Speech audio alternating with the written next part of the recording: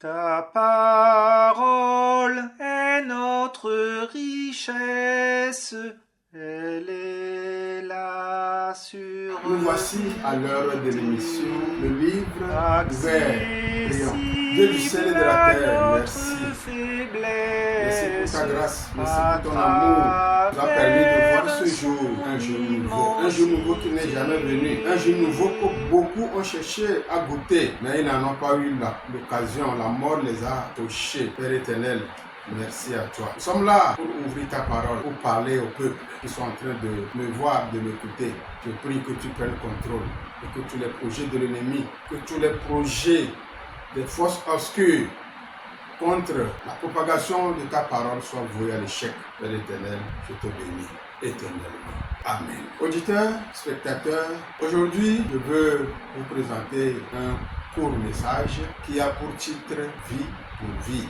Et le passage qui va occuper notre attention sera l'épître de Paul aux Romains, le chapitre 5, verset 6, verset 10. Car Christ, alors que nous étions encore sans force, au temps convenable, est mort pour des impies. Car à peine pour un juste, quelqu'un mourrait-il.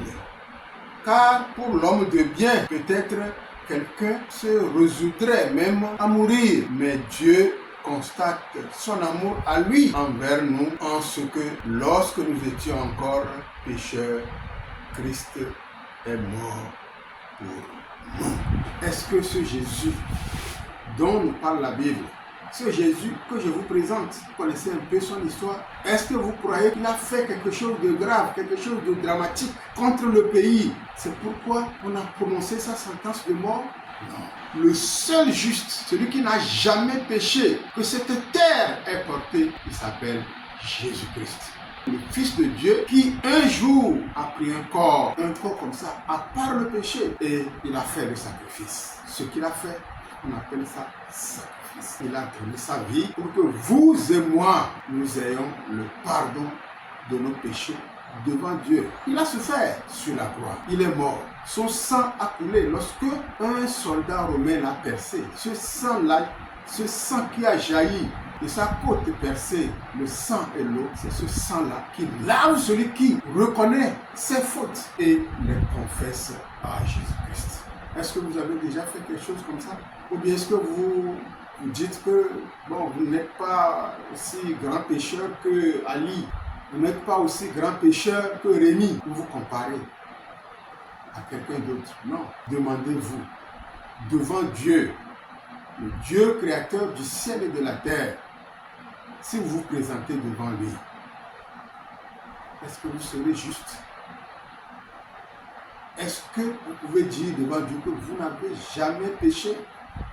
Quand on parle du péché, les gens croient que c'est quand tu vas dévaliser une banque. C'est quand tu vas couper la tête de quelqu'un. Le péché, dans sa définition, est une désobéissance à Dieu. Dans le premier livre de la Bible qui est la Genèse, lorsque Dieu a planté le jardin d'Éden, comme on l'appelle, il a placé le premier parent Adam et sa femme Ève dedans. Et il leur a dit de manger tous les fruits, sauf un seul. Il dit ça là, vous ne mangerez pas. Vous ne toucherez même pas ça. Parce que le jour où vous oserez, vous allez mourir. Mais quand le trompeur, le diable Lucifer est apparu et a trompé notre maman, Ève, il a mangé. Ce que Dieu a dit de ne pas faire, il l'a fait. Et c'est ce péché-là qui aujourd'hui est le malheur de la terre tout entière. Elle a tué. Est-ce que Ève, elle a commis adultère? Est-ce que Ève, elle est allée poignarder quelqu'un? Non. Elle a simplement envoyé sa main pour cueillir un fruit dont Dieu, son créateur, lui a dit de ne pas toucher. C'est tout. Donc, toi qui me regardes, toi qui m'entends, il suffit de pousser un juron à quelqu'un d'autre. Quand tu pousses le juron à quelqu'un, tu as péché.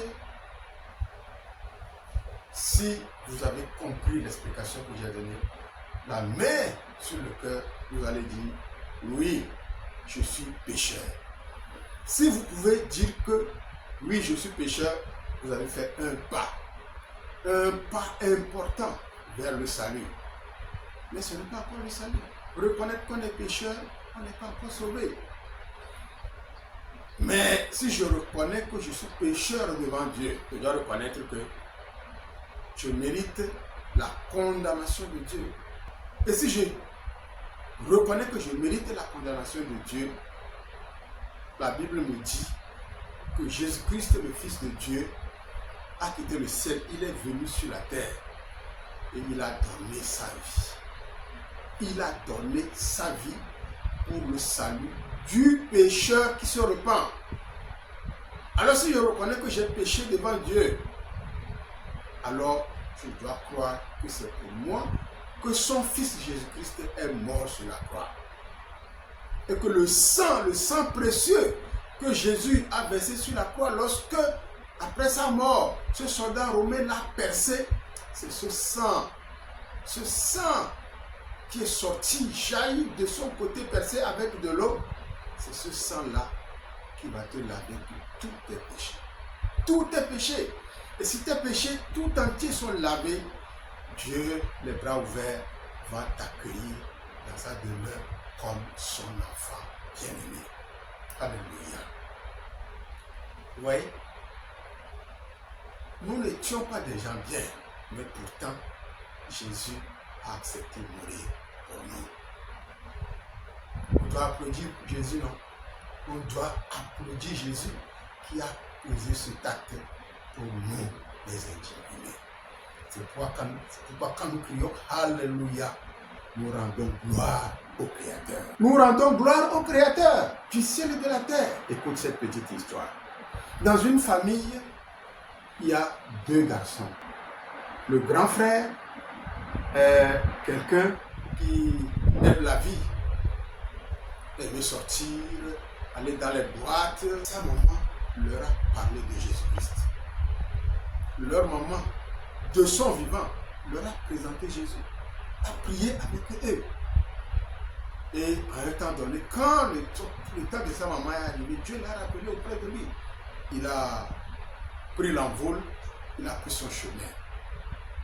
Mais le plus jeune qui a accepté la bonne nouvelle, l'évangile du salut que sa maman leur a présenté, lui aussi a toujours parlé à son grand frère, a toujours prié pour son grand frère, jusqu'à cette nuit terrible où le frère est allé encore, où il y a beaucoup de gangsters, ces voyous, ces petits voyous qui sont dedans. Et on ne sait pas ce qui s'est passé. La querelle est arrivée entre lui et un jeune homme. Ils s'insultaient, ils ont commencé par boxer, ils ont commencé par se taper dessus. Et les autres qui sont là, qui devaient les séparer, ils crient, hey, tape-le, cogne-le, oui c'est ça, cogne-le. C'est ça ce que vous faites, non, vous ces jeunes-là. Et notre grand frère, puisqu'il sort toujours avec son couteau en poche, il l'a sorti et il a donné 3 coups secs à son adversaire et l'a terrassé. Le sang jaillissait et il sait que l'homme-là, il ne peut plus se relever. Alors, il a pris la fuite. Son sang, le sang de l'ennemi, de son ennemi, de son adversaire qu'il a terrassé, le sang a jailli sur son habit et son pantalon. Il a pris la fuite. Mais les gens connaissent chez lui. Les gens connaissent chez lui, connaissent sa maison. Alors, ils ont amené la police. Lui, il est venu, il a couru, il a cogné la porte. Le petit frère est sorti. Il a ouvert la porte. Oh, mon petit frère, je suis fini. Petit frère, je suis fini. Oh, c'est quoi ce sang-là? Il y a quelqu'un qui m'a embêté là. Et dans la bagarre, je l'ai poignardé plusieurs fois et il est mort. on va m'arrêter. Oh, je vais faire la prison. Oh, je vais mourir. Dans notre pays, c'est la sentence de mort. Tu sais, il sait qu'il est fini. Et quand il est venu en criant comme ça, son petit frère lui dit ce que maman nous disait jusqu'à partir. Et ce que je te dis moi aussi, que Jésus, le Fils de Dieu, il est mort pour nous. Son sang va nous laver de nos péchés. Il va transformer nos vies. Nos vies seront des vies exemplaires. Je te dis toujours, tu vois ça, grand frère, déshabille-toi. Le grand frère a enlevé la chemise, a enlevé le pantalon. Lui aussi, il a enlevé sa chemise, il a enlevé son pantalon. Prends ça, porte ça, porte ceci. Lui, il s'est mis dans l'habit ensanglanté de son grand frère. Et il dit à son grand frère, je suis un serviteur de Jésus-Christ. Je suis fils de Dieu. Je veux donner ma vie pour toi. Mais pense, toi aussi, à donner ta vie à Jésus pour continuer le chemin que j'ai laissé. Il n'a pas fini de parler quand on a cogné déjà à la porte. Il lui dit, va ouvrir. Il va ouvrir. Voilà une foule avec les corps habillés, avec la police. Ils sont entrés. Et où est ton second? Il est sorti comme ça. On a vu l'habit tout ensanglanté. Ils n'ont même pas posé de questions. On a mis la main sur lui, menotte au point, et on l'a embarqué. Quelques jours après, le tribunal a tranché la peine de mort. Le grand frère, ayant regardé tout ce que lui, il a fait, son petit frère a été condamné à mort. Il a pleuré amèrement et il est allé à la prison visiter son petit frère. Son petit frère fier a discuté avec lui, lui a présenté le Seigneur Jésus, a prié pour lui. Il dit, vas-y, moi je prends ta place. Toi, ce que je t'ai dit, fais-le. Donne ton cœur à Jésus et suis le chemin que j'ai laissé. Et quelques jours après, le petit frère a été pendu. Et le grand frère, les larmes aux yeux, genoux fléchis, il a pleuré. Et il a appelé Jésus-Christ le Fils, le Seigneur de son petit frère, le Seigneur de sa maman, à venir occuper son cœur, à prendre sa vie et à la transformer pour que lui, il puisse continuer le chemin que son petit frère a laissé. Et ce grand frère, assassin, si on peut l'appeler comme ça, mais devenu un homme nouveau, a été un grand ouvrier de Jésus là-bas. Il a présenté l'évangile, il a rendu son vrai témoignage et beaucoup se sont donnés à Jésus-Christ. Nous méritions la mort, mais Jésus, le Fils de Dieu, s'est donné pour nous. L'apôtre Paul dit que pour un juste, quelqu'un accepterait peut-être mourir pour un juste. Mais tu vois, le jeune homme qui connaît le Seigneur Jésus, son grand frère n'est pas juste, mais il a donné sa vie pour son grand frère. Comme Jésus a donné sa vie pour vous et pour moi. On n'était pas déjà bien, mais Jésus a donné sa vie. Vous qui m'écoutez, vous qui me voyez, Jésus vous appelle, il est mort pour vous. Est-ce que vous ne voulez pas donner votre vie à Jésus? Vous ne voulez pas ouvrir vos cœurs à Jésus-Christ? Vous ne voulez pas appeler Jésus à venir dans votre cœur? C'est le bon chemin que je vous présente. Acceptez Jésus. Acceptez le Fils de Dieu. S'il donne sa vie pour vous, vous l'invitez à venir dans votre cœur. Il va vous transformer. Ceux qui vous connaissaient, ils vont voir que vous avez changé. Et les gens diront même, oh ça c'est quelle église ça? Qui a réussi à changer cette femme-là? Qui a réussi à changer cette fille-là? Cette fille qui ne fait qu'insulter les gens? Ce jeune homme-là, le buveur-là, c'est quoi ça? C'est quel genre d'église? Ce n'est pas l'église. C'est Jésus qui sauve. C'est Jésus qui transforme. Et je t'invite à lui donner ta vie. Parce que Dieu a tellement aimé le monde qu'il a donné son Fils Jésus, afin que tout homme qui croit en lui ne périsse point, mais ait la vie éternelle. Évangile selon Jean, chapitre 3, verset 16. Jésus t'aime. Viens à lui, il va t'accueillir, te laver de tous tes péchés t'accepter dans son royaume.